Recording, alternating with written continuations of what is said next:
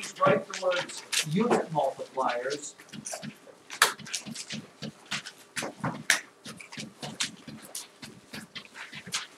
And that is a phrase that really this book uses. You could really change that and say conversion fractions.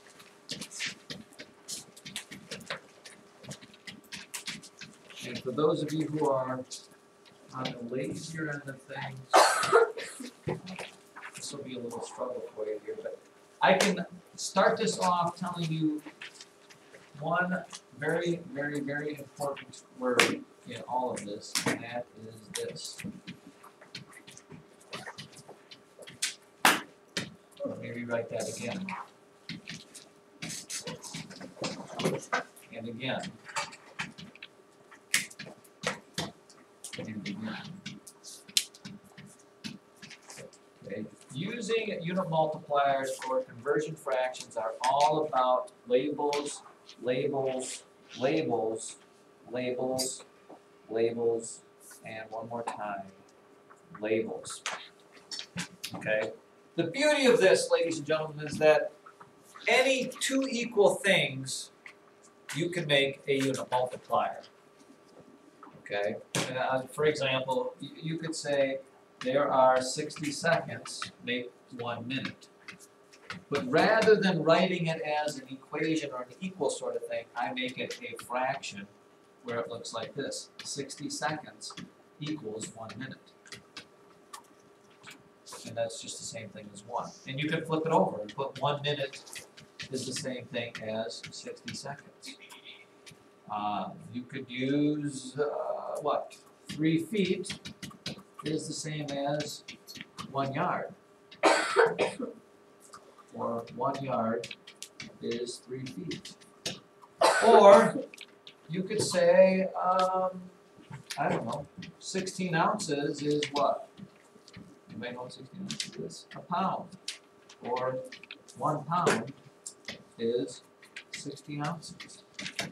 You could say that 1,000 years, what do we call 1,000 years? Anybody? 1 millennium. And 1 millennium is 1,000 years. You could say there is 100 cents in $1. $1, 100 cents. Okay, these are all what we call unit multipliers. Some people call them unit multipliers, conversion fractions, whatever you want to call them. You can make up your own.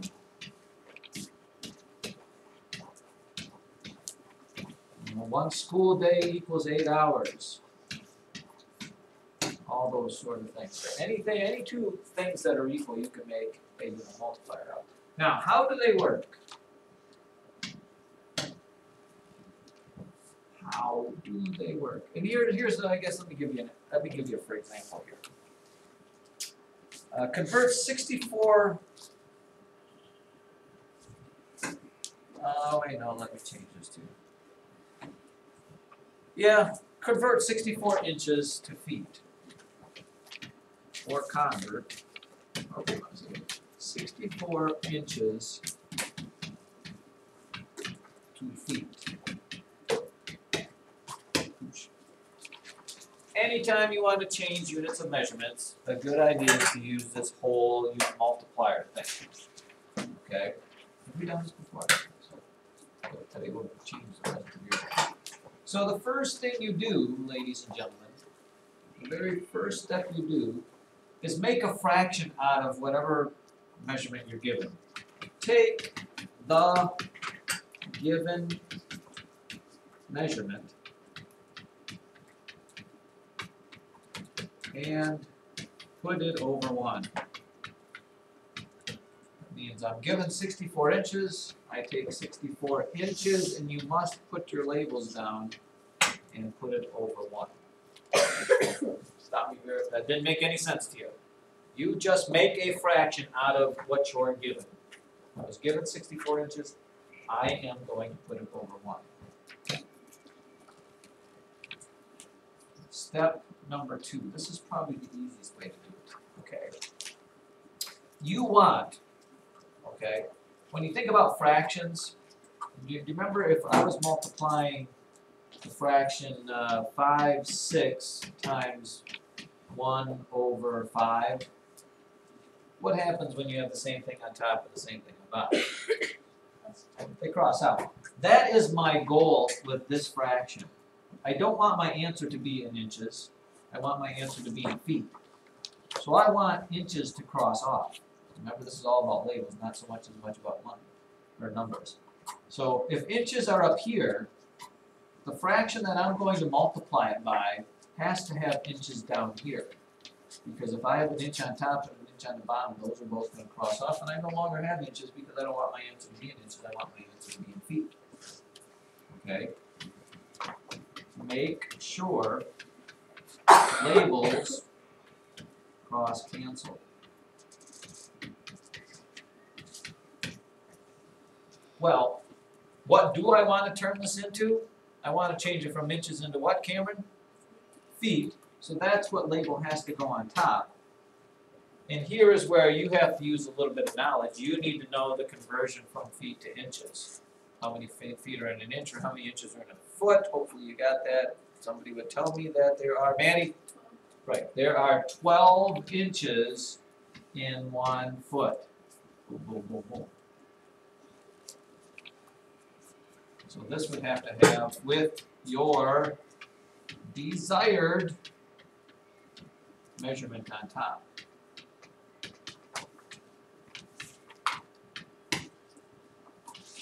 Always, always, always when you do this, guess what's going to happen? The labels will cross off.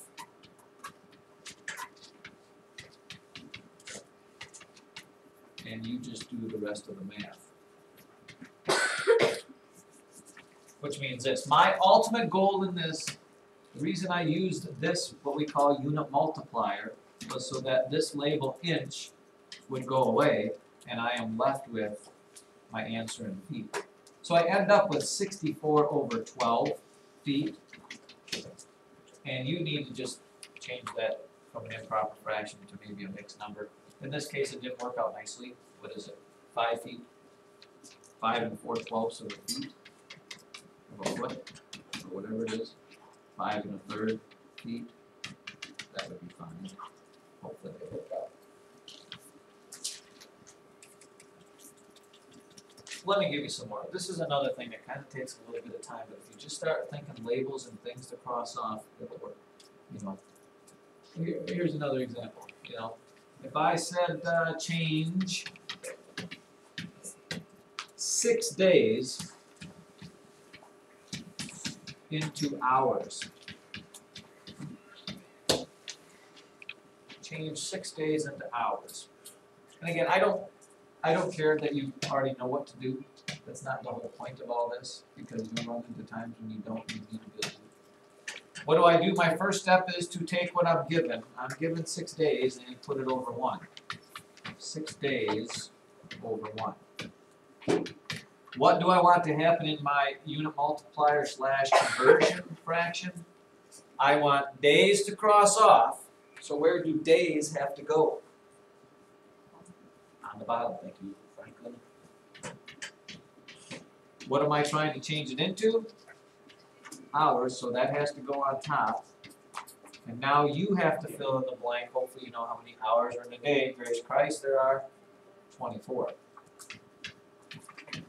24 hours, 1 day. So bam, my days do cross off. And if I do the math here, what happens? 6 times 24. You multiply the tops together, what's that? 144. What label do I have left? Hours.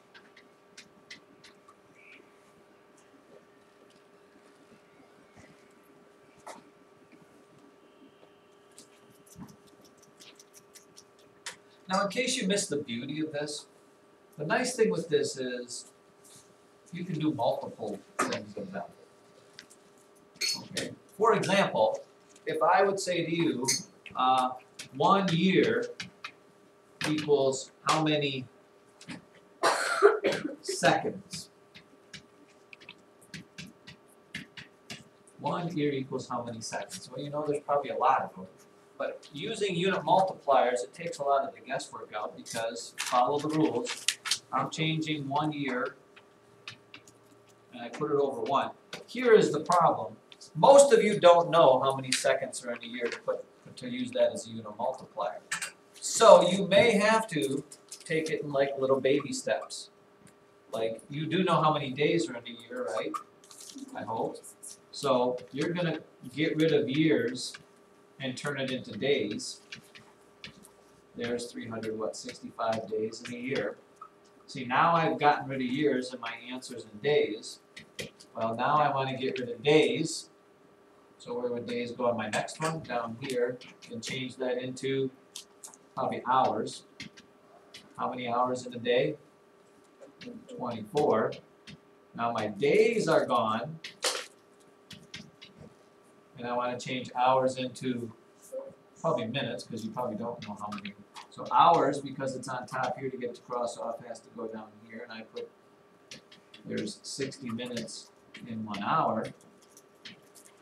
And now, this whole thing has changed. If I multiply these together, I have changed a year into minutes. Now, I would have to get rid of my minutes and change that into seconds. Oops, sorry, 60 seconds in 1 minute. So using all those conversion fractions, figure out how many seconds are in a year. This times this times this times this. I won't do the math because it's kind of ugly. And actually, as you get older in math, the book will just let you leave it as 365 times 24 times 60 times 60, and my answer's in seconds. But if you're like me and sometimes you forget if you should multiply or divide, this takes all the guesswork out of it. You know, 36 dozen eggs.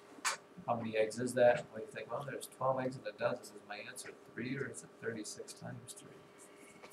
Did you put 3 up? Did you flash 3? 36 dozen eggs is just 3 eggs? Yeah, I didn't know you did. Yeah, because a lot of times, automatically you see here the word 36 and then you think 12, well, it must be a division, but in that case it is not, because it is 36 dozen equals how many? Well, you take 36 dozen, put it over 1, you're changing dozen into whatever. There are 12 eggs in 1 dozen. Dozens crossed off, you actually have to multiply 36 times 12.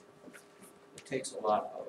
And again, when you do these, I need to see if you need to write down the unit multipliers. I don't want to care so much about your work as I care about what you know to do.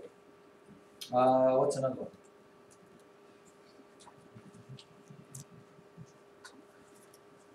Oh, here's one right out of the book. See if this works for you. Sam drove 100 miles in an hour 45 minutes.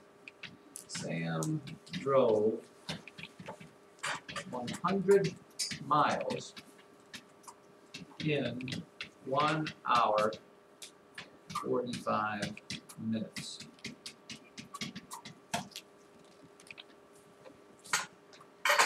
How many hours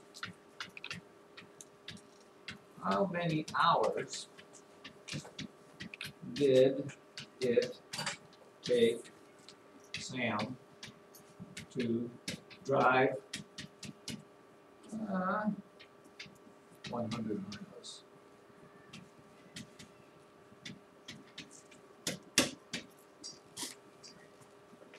Really, what are they asking you to do? You kind of have to read between the lines there. He drove 100 miles in an hour 45 minutes. How many hours did it take Sam to drive 100 miles? What are they really asking you to do? This is the same distance. 100 miles, 100 miles.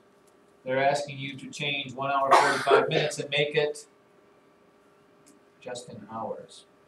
Well, this part is in hours. So they're just asking you to change 45 minutes into hours. Huh. 45 minutes is how many hours? You go, well, it's not any of an hour. Well, let's use unit multipliers to see what we come up with. 45 minutes. Put that over 1. I want to change minutes into what? hours. Where does minutes have to go? On the bottom. Where does hours have to go? On top. How many minutes in an hour? 60. Minutes cross off. Your answer to this, part of it, would be 45 over 60. Which everybody knows reduces down to what? What is that out there? 15 goes into a what? 3/4.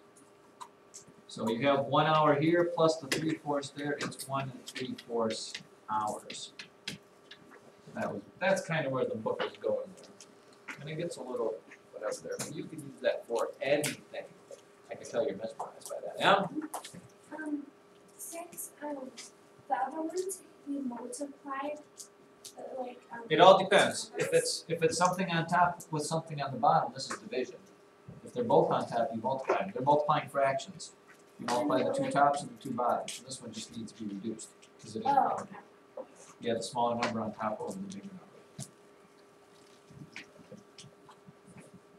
You know, another example might be, 10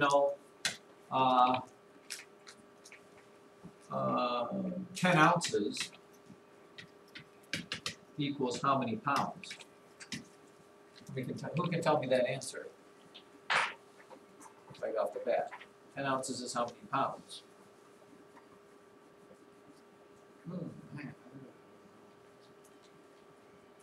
I mean, this takes all the guesswork out of it. 10 ounces over 1. If I'm converting it, where do my ounces have to be? Down here. Where do my pounds have to be? Up here. How many ounces are in a pound? 16. Ounces cross off. Your answer is 10 over 16, which reduces to what? 5/8 of a pound. Which you probably didn't guess or an answer to because sometimes it's the hard math that has to happen. You're not going to get a nice even number if the bottom number is bigger than the top. It's going to end up being a fraction. It's kind of wild and crazy, isn't it? All